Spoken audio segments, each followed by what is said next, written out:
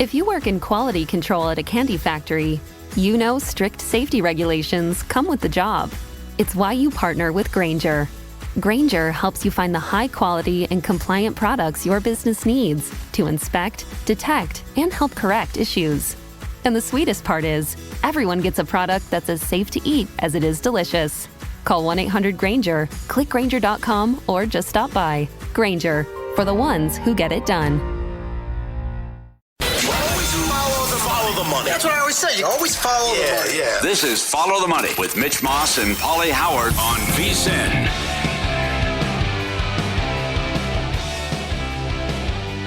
Welcome in. It's good to have you on board here on a Monday, reacting to the wildcard weekend in the NFL playoffs, and we're kind of looking ahead to the divisional round, although we only have, because of the schedule, one game on the board, of course, and that is San Francisco laying 10 to Green Bay, and that game is on Saturday night. We'll get some East Coast perspective here as Thomas Gable joins the program, race and sports director at the Borgata in Atlantic City. Thomas, it's good to talk to you again. It's been a while. How are you? Doing well, guys. How are you? Hope you had a good weekend. Fun weekend, although we did have three blowouts. Some of the bets were pretty good. We'll recap those coming up in about 45 minutes. How did it go for you and the book there in AC? Well, I'll say this. I think every sports book in the country probably had their weekend made by the Cowboys losing that game outright yesterday. You had so much teaser liability, money line parlays running through the Cowboys that it really just, no matter what else happened in the other games that were played, you were probably going to come out ahead for the weekend with that result. And no difference here. We actually, doesn't happen a lot, but somehow we ended up on the right side of every single game of all four games. So we had a pretty good weekend overall here. Lost on a couple of the halves, the first half, second half markets, but for the full games, we did well on every single one. So it was a very good weekend, and obviously 2 games to go today with the Steelers and Bills being moved here to the early slate, 4:30 start local here this afternoon. Some directors have said Green Bay winning was the best result of the season. Was that the case for you? Was it that good that it was, forget about just the weekend, it was one of the best results of the entire NFL year for you? It was certainly close. Our best result of any single NFL game this year was when the Eagles lost to the Niners. That was our biggest result for the season so far. This one was certainly up there. I would say it would be top 3. Top 3. Okay, so then you came on and you had some incredible stories last year about families basically lining up in the book who were going up there separately to bet the Eagles to win the Super Bowl on future tickets. And you had a funny tweet knowing that you were coming on the show today. And you said, can't wait because Philly fans are calling for Sirianni's job while simultaneously betting them to cover against Tampa. Is that the same thing kind of tonight here where they're just lining up and they're betting with both hands? Yeah, it's unbelievable because with this slide that the Eagles have been on here where they've lost 5 of 6, and probably it was really after the Arizona game where, before that the sky was falling, and then when Arizona happened, it was like everything caved in, and everybody wanted Sirianni out, and they're still calling for his job. If you listen to Philly sports radio, they want a clean house for the coaches, but that hasn't changed how they're betting. They still are backing the Eagles with their dollars. We're still at 3 for this game, and they're still laying the 3, at least here. And they bet them every single week. No matter who the opponent has been, they've been on them. And like I said, that Niners game where the Eagles went down, that was the best result we had all season in an NFL game. So, in terms of the future market, in the future markets, it hasn't been this mad rush like it was last season. Going into last season when they made it to the Super Bowl, you had respected bettors very early on jump on prices that they thought were good, and then the local and the public people just continued to bet the Eagles in the future market throughout the season, and it just wouldn't stop. This year, it's been much less than what we saw last year in the future book. I mean, we're still a loser to the Eagles if they somehow win the NFC or win the Super Bowl, but it's not the liability that we had built up going into last season where it really, affected how you booked the Super Bowl last year with all that liability that we had on the Eagles. But this year, not even close to that level. And it's been, basically what you've seen. It's two different teams from last year. Last year, they were very much a front-running team. They would jump on you early. They would cover every first half spread, and they were playing from in front. This year, that hasn't been the case. And I'll also say this, yes, they've lost 5 of 6, but if you go back and look at the games, all right, they beat the Giants there on Christmas night. Certainly could have been a Giants victory there. I wasn't probably, it could have gone either way. Certainly we're lucky to beat Dallas the first time. You could make the case in the Kansas City game the same, and take your pick. New England, one of the Washington games. This could have very easily been an 8-win Philadelphia team this season and missed the playoffs. And then could you imagine what the fan base would have been if that actually happened? I mean, I don't think Sirianni's necessarily coaching for his job here tonight. I don't know if the Eagles leadership have an appetite to move on at this point, but obviously the coordinators losing Steichen and Gannon last year were a big deal. And that was the other thing. The Philly fan base couldn't wait to run Gannon out of town after the Super Bowl last year. They couldn't wait to get rid of him. True. And, it's one of these things. Be careful what you wish for. All excellent points. And I'm with you that if Tyrod Taylor would have started on Christmas, they probably would have beat the Eagles in that one too. Is there any insight here into what's going on? Now, he's not playing. We know he's out. But what's gone on with A.J. Brown? How it looks like, I mean, his body language has been awful the last month. It has, and then you have the added social media aspect where I guess he deleted X and then wiped his Instagram of any Eagles reference, which is a little weird. Now, I've been hearing from people, okay, the deleting of his X account, that's to eliminate distractions because he's somebody who I guess reads, his social media and reads the comments and didn't want to get into that. But the wiping of the Eagles references on Instagram was a little odd to me. So who knows if the Eagles do move on here and go to Detroit, obviously they need him back for that game. But it's a big loss for them, not having him on the field. And Devontae Smith, not exactly healthy. The last time we saw him, he was leaving on crutches and in a boot. So, and didn't play last week. So we'll see. It's they're going to need Watkins or Julio Jones or somebody to step up here in this game against Tampa. Let's follow the money on VSiN, the Sports Betting Network. Our guest, Thomas Gable, recent sports director at the Borgata in Atlantic City. So you said you're still at 3 for the game tonight, and they're still betting the Eagles there. At most spots, it's either 3 even money on Philly or they've moved to 2.5 with juice. Have you done any of that yet? Yeah, we've moved the juice around a little bit here and there. But, yeah, I mean, like you said, you can find 2.5s out there if you want on Philadelphia. But this game, to me, coming into this weekend, I thought was probably the hardest to handicap out of all the games because you just don't know what you're going to get out of Tampa with the health of Baker Mayfield. Obviously, there's a concern with Jalen Hurts' finger on his throwing hand, and really just – who's going to think here at this point that the Eagles are suddenly going to just flip a switch and turn this on and they're going to be the team that everybody thought that they were coming into this season? I think you have to go by what you've actually witnessed on the field throughout this entire year. This is not the same team. And I don't think any result, no matter what happens in this game tonight, any result will be a surprise. If Tampa moves on, it's not going to be a surprise. Oh, well said. If Philly does win the game, though, and they move on, what do you make them against Detroit next week? 3.5-point dogs to Detroit on the road. I would make that. Okay, very good. What's Houston at Baltimore? If I put you on the spot. That's an excellent question. Right now, I would lean towards making that about 10.5. Oh God, that high. Wow. Man, yeah. Wow. How about the fiasco over the weekend? What's your ruling and house rules on the Buffalo game? So all those wagers were action here. If now again, you have to check your individual book's house rules. If you made that wager at Borgata, you have action. If that game is played within a week at the same site, that's the way our house rules read. the wager's action. So I know some people, and listen, I think no matter what happened, you're going to have people who are unhappy as soon as a game gets moved, if it doesn't necessarily benefit them. But you still have to stick with your house rules. I mean, that's why they're there, and they're there for this specific reason of what you're going to do and how you're going to handle these situations. Yeah, 100% with that. Is this a heavily bet game today?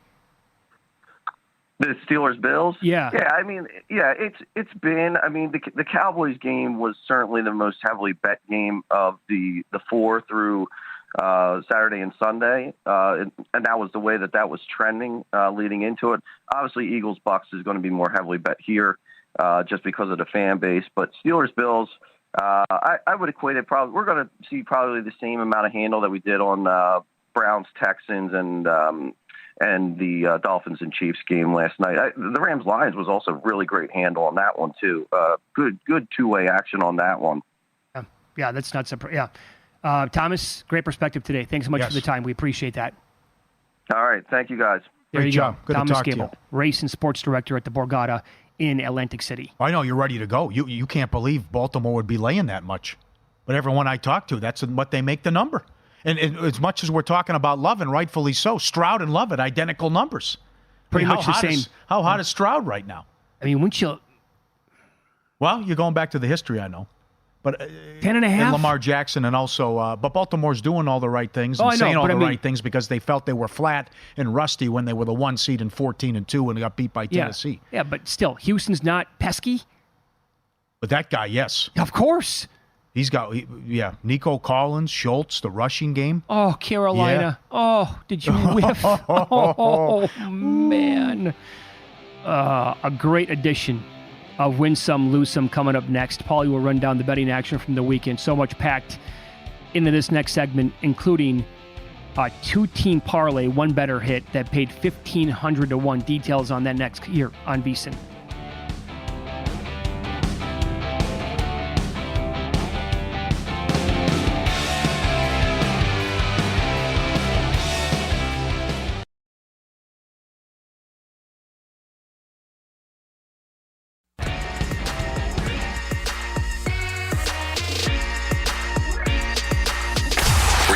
Last night? Wow, winning. Or was it a rough one? Well, they can't all be winners, can they? Loser! You're a loser! Pauly Howard recaps the night in sports betting in Win Some, Lose Some. Here's what Mitch was talking about. We're going to blow your mind here in this segment. Aaron Jones and Jake Ferguson parlay to score 3 touchdowns each, $1,500 to 1. I saw the ticket. $5 paid $7,500. It's incredible. All right, so you throw in, what are we going to call $5? It's not pizza money. It's a candy bar it's money. It's one beer money? Today? Yeah, probably not even beer money. It's a Kit Kat. Okay. It's a Kit Kat at a gift shop. And a Cassius. Yeah. I'm going to randomly select 2 guys who I think have a chance in a high-scoring game to get there, and bam, Incredible. it just pops for you. Texans-Browns defensive touchdown plus 240. Nelson to score a touchdown, 35 to 1, pick 6. Texans, 2 defensive touchdowns, 70 to 1. Will a team score 40 points in the Super Wildcard weekend? Yes, plus 130. How about a couple of them? No kidding. Largest margin of victory, over 21.5. Cash it. Houston blows out Cleveland. Rice, first touchdown, 8 to 1 for the Chiefs. 125 yards plus receiving, plus 950. Kansas City, 17-1 to the under in the fourth quarter. 16-2 to the under, second half. The gift that keeps on giving. Kareem Hunt, 2 touchdowns, 14 to 1. Kareem Hunt, first touchdown of the game, 11 to 1. Packers, 3 to 1 on the money line. Aaron Jones, first touchdown, 8 to 1. Aaron Jones, here's what I was talking about. 3 touchdowns. 18 to 1 at Caesars, 55 to 1 at another book. Same bet. Packers Cowboys defensive touchdown plus 260. Packers defense to score a touchdown, 7 to 1. Green Bay by 14 plus points here at Circa, 17 to 1. Pulled the starters a little early, you're right. I mean, that was 3 late. Dallas almost covered the second half. How bad of a beat would that have been? Jordan Love, 2 touchdowns and the Packers win, plus 450. Missed extra point, Carlson, plus Aubrey missed one too. You know what? Remind me of that. I can't believe I'm not betting that. Carlson's good. If they're going to score points, he's good for a miss every week. Plus 260. Successful 2-point conversion. Yes, plus 270. Aaron Jones touchdowns and the Packers win 6-1. To have the most receiving yards just in the Dallas game. Dobbs 25-1. Just in that game. Because CeeDee Lamb was like $1.30. Packers at Cowboys to score 40 points. At DraftKings, yes, plus 450. Ferguson, 2 touchdowns, not too shabby. 13-1. Will a quarterback throw for 400 yards? Yes, plus 225.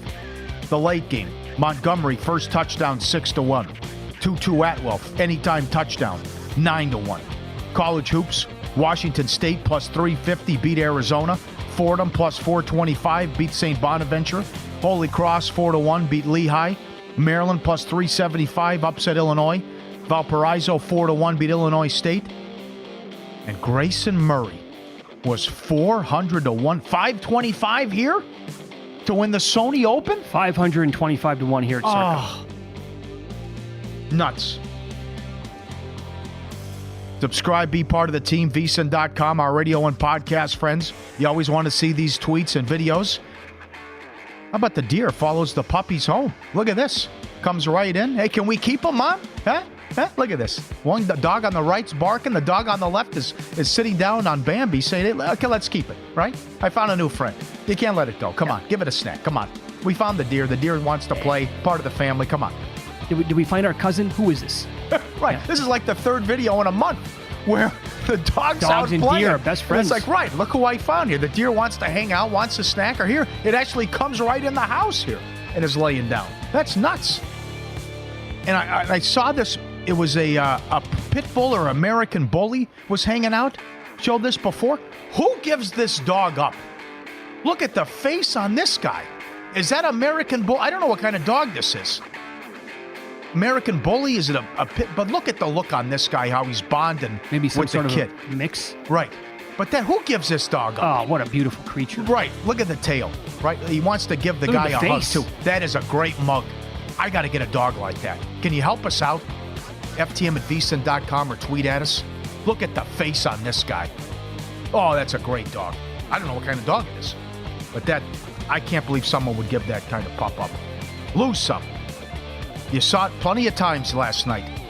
Mom's Spaghetti in Detroit, M&M. I looked at the menu. It's spaghetti.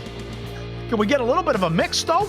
It's Texas toast spaghetti. No offense. I'm not eating a spaghetti sandwich. Absolutely. Looks terrible. Absolutely. Get I it thought off the the same screen. thing. And I love Texas toast. You know, I love Raising Cane's. I don't want a spaghetti sandwich. No, neither do I. I would never try that. No, not a chance. Not in a million years. There's no diversity on the menu. The other thing, how many times did they show him? I don't have a problem with it. He's a superstar. He's one of the best rappers of all time. I still don't get the anti-Taylor Swift stuff. God forbid you try to nail the female demographic. She's the biggest star in the world. If she's at the game, they're gonna show her. Yeah, stop worrying about it. You have other things to complain about. Yeah. Pete, is it here to stay? Probably. The Chiefs game on Peacock, higher rated game than last year's game on NBC. Chargers, Jags, same time, Saturday night. Can you believe that? No, I can't. It got higher ratings. I don't believe that. All right. Are you serious? Yep. I was astonished by that. They were just, tripping over themselves to celebrate last night on the broadcast, too, about the Peacock thing. I saw people send in videos from across the country. I froze twice on me. But people go into bars. Beautiful setup at a bar. I don't even know where this was. Got the smallest TV. They have like 8 TVs on. They can't get Peacock, so everybody's got to have their phones out, watching on the phone. Absolutely. Live at the bar. Okay, that's a lot of fun. Rams-Lions over, 51.5 up to 53. Hornets have lost 16-17, and also bad job by the Bears, by the Bulls fans, honoring the great Chicago teams in the Last Dance. They're booing. Jerry Krause passed away, and then they're booing him, but then they put the camera on the widow, and then Ron Harper's got to come over and console her because then the booing continues when they show the widow up there and she's breaking down. You know, it just shows the power and pettiness of Michael Jordan, though, too. What happened with the documentary. The guy's dead, okay? Can we let it go? Bad beats. Lions-Rams over 51.5 up to 53. 21-17 at halftime. Oh, sorry, can't go over. I'll get to that in a second. My fault. Lose some. How about this? The Mick Ultra at Arrowhead. Look at that. It's a popsicle. The beer's a popsicle. You also saw some people with the Busch Light where they had it in their cup holder, where the thing just freezes and it explodes as well. How about this?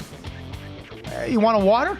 Let's go to the refrigerator, where the refrigerator is actually was keeping it warm, as Luke said during the break. Look at this video where it's like, well, that'll do it for the water. I take it out of the refrigerator and I bring it into below 30. It has no chance. That's crazy video. Chiefs more than 400 yards in that game. Yeah. Yep. Again, did the weather really cause the Dolphins to lose that game? I'm sure it played a small factor. The injuries killed them, though, in that spot. No doubt. That's awesome. And then Jeff Borzello covers college basketball. AP top 10 teams this week went 9-10 straight up. That was all against unranked opponents. Or, 9 of the 10. 9 of the losses were, 9 of the losses were unranked opponents. That's wild. Okay, jump the gun. Vicious beat last night. It stayed under. Nico Collins, 100 yards receiving in the Texans win, plus 520. He had 96. They're blowing them out. They're pulling people, and they're not bothering to throw. Tua, pass attempts under 33.5. Peter Hamill in Iowa had this. He had 25 attempts in the fourth quarter. He goes over. Kareem Hunt, under rushing yards, went over on the last carry. Rory McIlroy, 2-putted from 2 feet and put one in the water in the final round, lost by 1 shot to Tommy Fleetwood.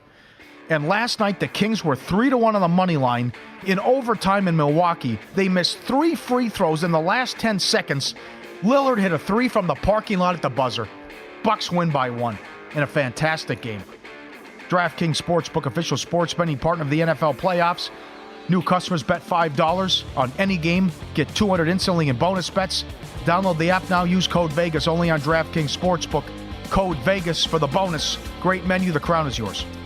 We have Michael Lombardi. Great job, Pauly, and the fellas behind the glass. Michael Lombardi coming up in about 5 minutes. Can't wait to hear what he's going to say about Mike McCarthy and if he is going to lose his job today or this week.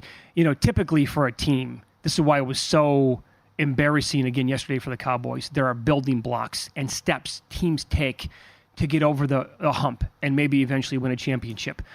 Maybe yesterday was a good building block and the step in the right direction for Green Bay.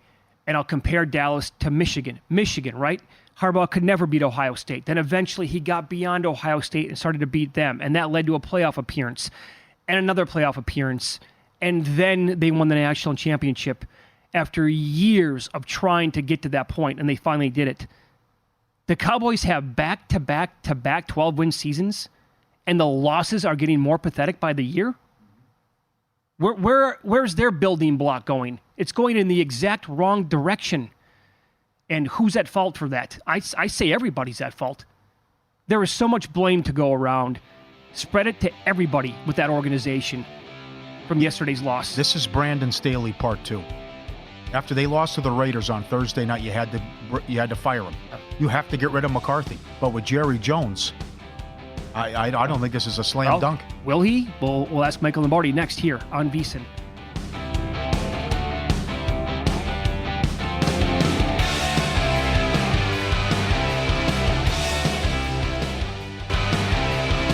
You're looking for a betting edge through the NFL playoffs and the doubleheader today. We have you covered. Become a VSiN Pro subscriber. Get access to the daily best bets with the leaderboard who has the hot hand. The betting splits, which you all love, to show you where the money and bets are moving every game. Great dog videos, premium analysis. First 30 days, $9.99. Up your betting game today. VSiN.com/subscribe. Sign up now. Every Monday at this time throughout the entire football season, Michael Lombardi joins the program. His show is called Lombardi Line, right here on VSiN. Catch that every day at 1 o'clock Eastern, Monday through Friday, 10 o'clock out here on the West Coast. New podcast called GM Shuffle dropping later on today as well. Michael, good morning. How are you? I'm doing well. Thank you, guys. Yep. How are you? Doing Good, really sir. well. Do you think Jerry Jones makes a move and cuts bait with Mike McCarthy as a Cowboys head coach? Well, as he said, that was the floor that he's ever felt, right? He's 5-13 in playoff games. Let's get some history here to wrap around maybe this decision. He fired Chan Gailey after a wild card loss. He fired Wade Phillips midseason after a divisional loss. And, of course, he promoted the great Jason Garrett. And then he fired Garrett a year after losing the division. So it's typical that he waits.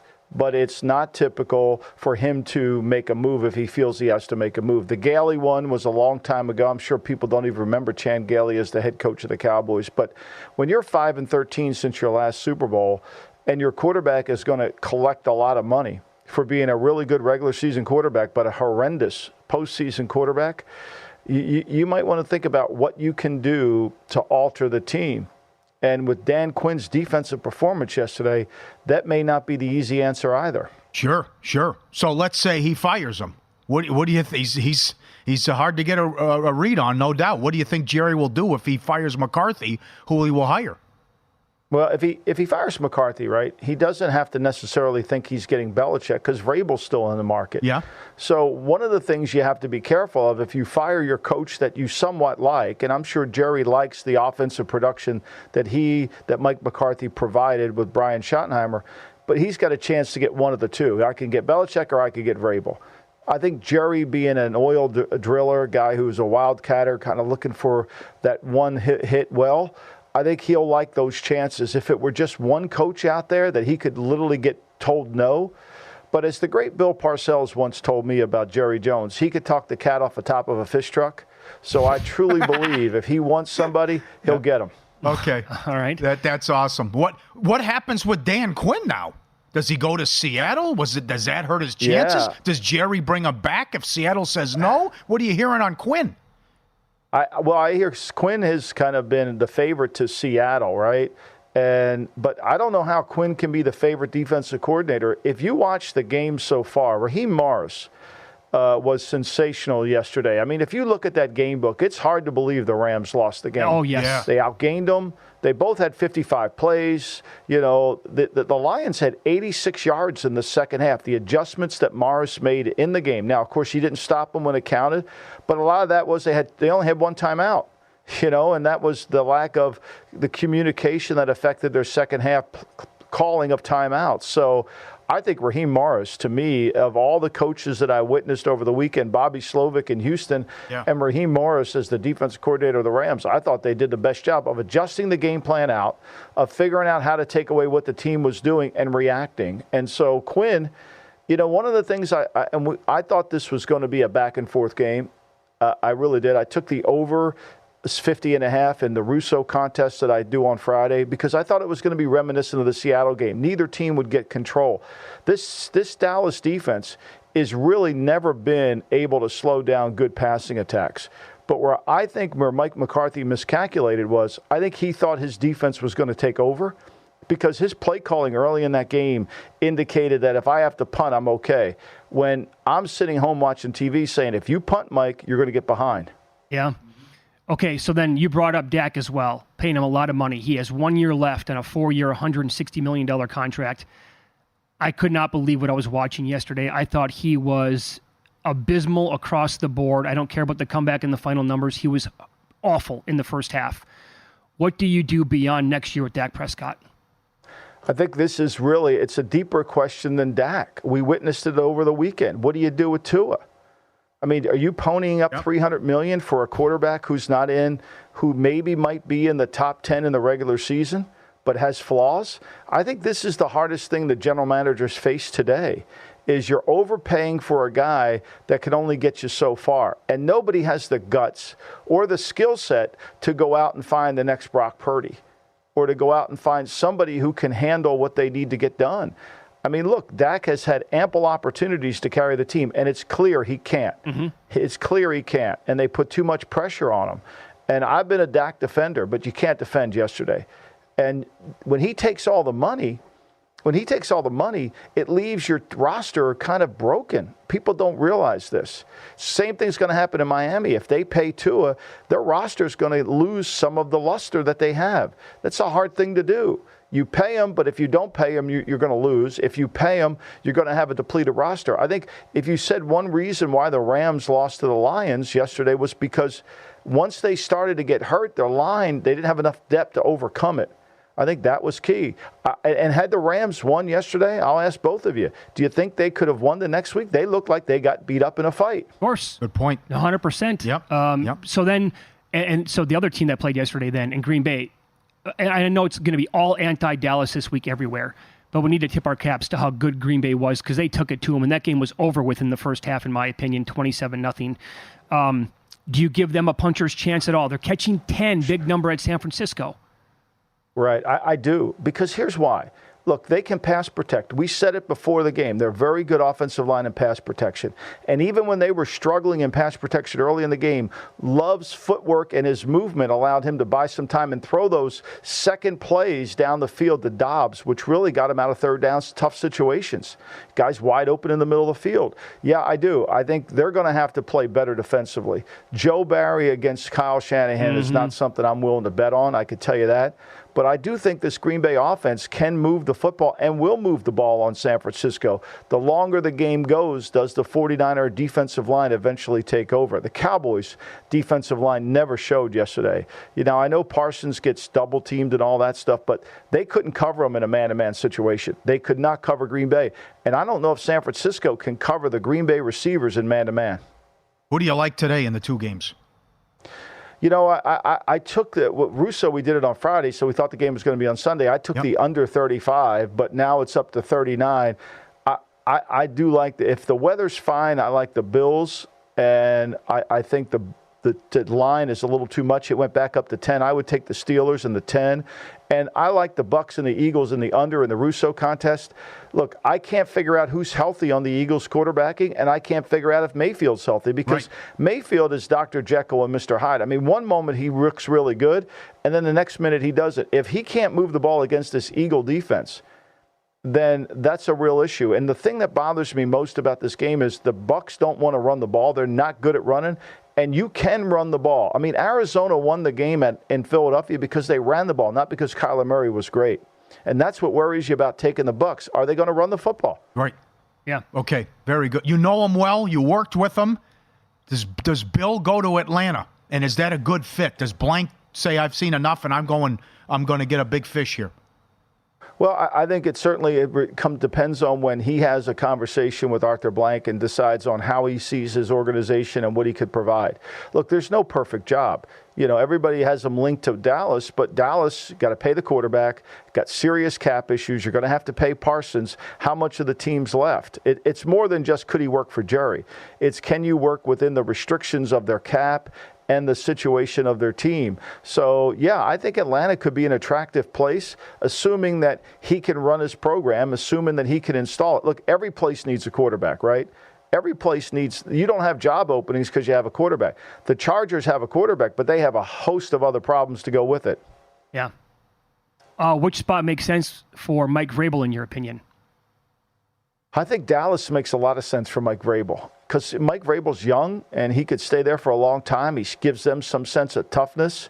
You know, he's been willing to be the head coach, not necessarily the play caller, which I think Jerry wants out of his head coach. I think that would be a great job. I think Atlanta would be a great job. Whatever job Bill doesn't take, I think Vrabel should be the next guy. If I were the Titans, I would hire Raheem Morris tomorrow. Fair enough. Lombardi line coming up today, 1 o'clock Eastern, 10 Pacific, right here on VSiN. And look out for the new podcast as well, dropping a little bit later on. It's called the GM Shuffle with Michael Lombardi and Femi Abemefe. Michael, great stuff as always. Thanks so much for the time today. Thanks, guys. Talk to you next week. Thank you. Yep, be good. Appreciate it. There you go. Okay, so, again, Steelers catching 10 in this game tonight. Know the house rules, Pauly. We pointed that out in the first hour. Most spots, you have action. A couple spots are going to tell you that your bets were voided, refunded. So definitely have to know where you're betting. If you haven't checked your account yet and you've bet it and you don't know what the rules are, go and look today before the game starts, just in case it has been refunded and back in your account. Tricky handicap tonight is right for the Monday night game. Eagles and Buccaneers. I do have a bet on that game, though. We'll get to in-pocket plays next here on VSiN.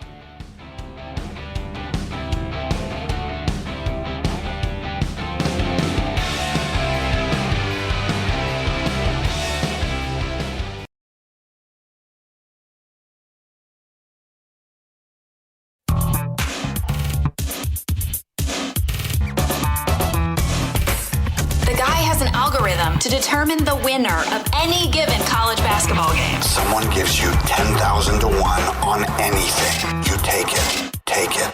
Take it. I bet you $20, I can get you gambling before the end of the day.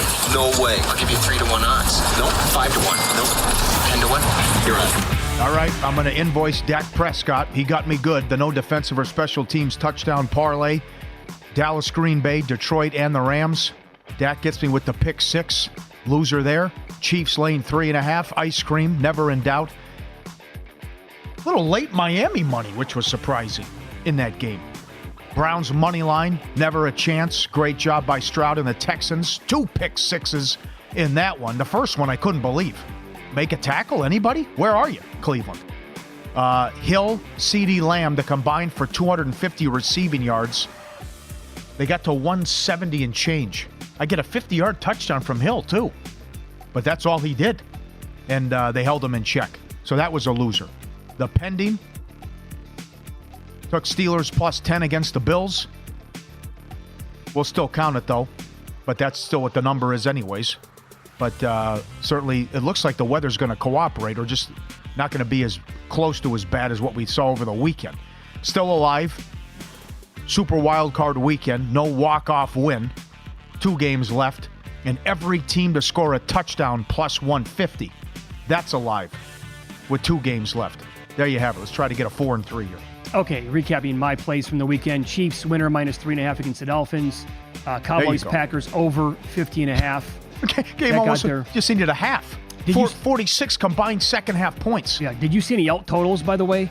Like anything over 71 or anything like that? Yeah, that was out there. Okay, so those were good. I believe I have a couple of pending plays here as well for today. I know I have the Steelers plus the 10 like you do as well. We had a couple of common plays last week. And Josh Allen at the time when I bet this made the case over 8.5 rushing attempts was even money. I haven't looked at that in a couple of days. Last check, it was minus 160. By the way, I'm glad we talked about the Patrick Mahomes playoff rushing yards combined rushing for him. It was 40.5. Yeah. And we went down his whole history, and he had 41 in the first game. He had like 26 on one carry. On that one carry. Big fourth down, the fourth down play. So the whole talk was like, how many games are they going to play? If they get to 3, he's absolutely going to go over that. You said he might do it in 1 game. He did. Yeah. He got there in 1 game. So. Yep. And then it's a smaller bet, but I'm adding the Buccaneers plus 3, paid minus 120 against the Eagles. Tough handicap for sure. This Eagles team, and maybe I'm dead wrong here. And we're on the air tomorrow talking about a 3-touchdown win for Philadelphia. They are in some of the worst shape out of any team in football right now. Oh, the defense. Yeah, plus the 0-6 ATS run. I don't see how they contain Evans. Evans is in the mid-60s for his prop. Yeah, well, unless Mayfield is completely compromised. And if I don't care, still get Trask. Put Trask in there. Yeah. I mean, they can't stop anything. Okay, go ahead. Sorry. No, that's it. And I'm also looking at the NFL player prop analyzer at vsin.com when you go there. And you click on betting tools to go down. I clicked on receiving yards. Rashad White is 12-4 to the over receiving yards on the year. His prop at DraftKings right now is 22.5. He's 11-6 over that number on the year. Pretty good. Trey Palmer, his current number at DraftKings is 23.5. He is 13-4 to the under that number the entire year. So it's a great link again to file away and bookmark the NFL player prop analyzer when you click on betting tools at vsin.com. Start your morning with a daily dose of winning strategies, insider tips, and the latest buzz with the free VSiN daily newsletter. Get expert analysis and the latest odds delivered straight to your inbox, absolutely free. vsin.com/newsletter to subscribe. Friday, we talked about Steve Makinen. Does a great job for us. And in this round only, these point spread rarely comes into play. And it had been over 80% going back. Bet the team that you think is going to win the game. Well, so far it's 3-1. Last night it came into play with the point spread. And Thomas Gable just told us they did very well to that game because I assume the people that bet the Rams bet money line. Yep. And if you bet Detroit, they laid the points. And then it comes 1. So Houston, dog, wins the game, blowout. Same thing with Green Bay. Dog wins the game, blowout. Chiefs, blowout. Detroit wins, but they don't cover. Yep. So then we'll see what happens with the other games here, the 2 games tonight. I did not have that one in pocket, but I did have a small bet on the Lions -3 in that game. Honestly, they should have lost the game. I can't believe it. I cannot believe it. 3 points in the second half? They don't run a play inside the Rams 35 from the 7-minute mark on the second quarter on, and they win the game? They couldn't move the football. And the Rams are going up and down the field. Again, the backbreaker for L.A., 3 red zone trips to the Detroit 6, the 11, and the 15-yard line, all with first downs. They settled for a 24, 27, and a 29-yard field goal. Meanwhile, the first 3 drives for Detroit were 75-yard drives, got into the red zone, and scored a touchdown every single time. Mm-hmm. So what did you think of McVay taking the timeouts on offense when they had the ball driving? Yeah, that came back to bite them, not getting the play in time to burning those 2 timeouts. That was a killer. Other people are criticizing him. Why did you sit on your timeouts when you had the ball at the end of the first half? You threw a pass. You got to the 25, sure, but you were going conservative there, which I know you were backed up. I can't kill him for that. And then he's in a tough spot, too, where the holding call, and then he had to punt. Even you got to punt with 4 minutes left, and you only have 1 timeout. Then they hit St. Brown, and they just take a knee. But the red zone issues and certainly the injuries, too, though. Oh, were they beat up. They knock Williams out of the game. Puka's got to go to the tent. I can't believe Stafford came back in the game. He came right back in. That was scary. He's looking up, and he looks dazed, and his eyes are... I thought for sure, shot. And they showed the replay. I did not think they were going to do that, but they showed that over and over and over again, and I thought he was knocked out for a good couple of seconds. But also, it happened at the same time when he got stepped on the shoulder, so he could have been like, Jesus, man, I got hit twice, now you're going to step on my shoulder? Then he hits his hand on the 3rd and 16 pass. His hand was already bothering him, and he got blood everywhere. He's bleeding profusely after that hit. So Puka Nacua was maybe the highlight of the weekend. Wow. That guy was... Well, we needed that game, though. I mean, this blowout to start. I was so disappointed. Come on. Yeah. He was getting punished. Oh, big hits. Every time he caught it. But also, like, that kid, how tough is he? Because he tried to dish it out a bunch, too, last night. And they had no answer for that guy, other than when he had to step out of the game for a minute. Looks like Higbee tore his ACL as well when a guy went low on him. What'd you think about that? Because I thought Collinsworth brought up a great point. I couldn't even look at that. That's just, it's so gnarly and nasty. It's the same thing when we talked to Mike Pritchard, who was a wide receiver in the league. If you're going to hit me high. Yep. But if a defender, I can't go high, I can't go low. Where am I going to hit you? Sure. Collinsworth, as soon as that happened, said, I've talked to probably 25 former receivers and tight ends, and I've asked every single one the same question. Yep. And the answer was the same from every single guy. They said, hit me high, do not hit me down there. Same guy who got Hockenson earlier in the year. Yeah. I mean, Viking fans familiar with his resume. Higbee's knee, it's like a miracle if that thing's not shredded today. You can't, man, that team. It was bad both sides, though, too. I mean, I know people were upset with some calls that didn't go the Rams' way, but that was a huge call that they blew the offsides on the Rams. That gets Detroit a first down, and they're in Rams territory. That's right. At the very least, they're in field goal range. And you saw Money Badger hit from 54. How about the TV analysts striking again? Every TV analyst picked Dallas. No surprise, they lose. They all picked Cleveland. And they all picked ESPN, that whole crew everyone picked the Rams. To win outright. Yeah, outright. 3-point dog. Every single person. Mina Kimes. Oh, here it is, NFL Network. Look at that. Who do you guys like? Pregame show. Every single person picked the Browns. And it was, I'm at the cabana here. We're hanging out, watching before the game. I'm like, there isn't one person that says, I like the Texans. Oh, boy. I go, I knew I was in it. I stepped in early, right? And then you showed the ESPN pregame. It was Laura Rutledge, Mina Kimes, Orlovsky, Spears. All of them picked the Rams. So they're taking road dogs to win outright. That's never a good sign. Well, I mean, that was predictable, right? That everybody was going to make the case for the Rams. Now, they covered. Yeah. But again, I'm sure won the game, but most still, people, they said, screw the points. I'm just going to bet them to win the game outright. Who knows? We'll see what happens Sunday. It could work out. It could go 2 ways. I mean, it could be we can exhale now. We exercise the demons. We finally win a playoff game. Pressure's off. Let's go beat Philly or Tampa. Or it could be we're still celebrating. Finally win since 1991. We got to go out and do it again. Yeah. Who knows? But still, this defense is an absolute sieve. But then again, it's Baker Mayfield, and Philly struggled offensively, especially Hurts. And Detroit, the last time they played well defensively, they completely shut down Baker and beat them in their house. Funny, not a single person is making the case for Detroit to come out of the NFC. Well, that's a tough matchup, though, if it's San Francisco. Can you imagine I what know they it is. They'll move the ball on them. Sure. They'll move the ball on San Francisco. I think Green Bay's going to move the ball in San Francisco. Can they win? They're a 10-point dog. Okay. So I could see the defense giving Goff problems, though, in that game. But okay. If you missed any of today's show, you can search Follow the Money wherever you get your podcasts. Great job by everybody behind the glass today as well. Good luck today with the bets.